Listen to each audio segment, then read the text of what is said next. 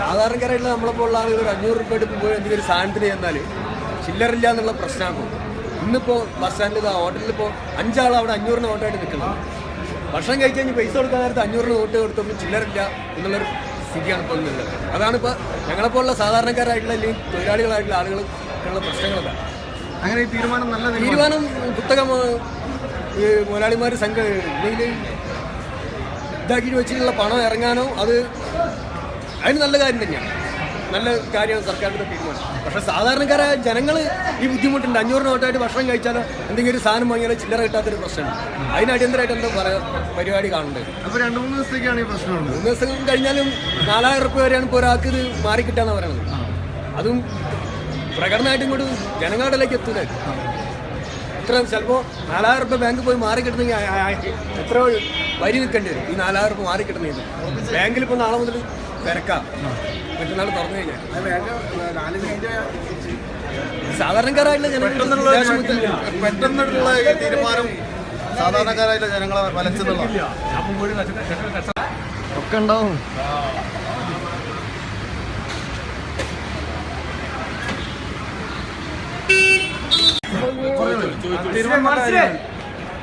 നല്ല കാര്യമാണ് പറഞ്ഞത്. പക്ഷേ ബസ്സിൽ എന്ന് വെച്ചാൽ ഇപ്പോൾ ആൾക്കാർ ചില്ലറക്ക് പ്രശ്നമാണ്.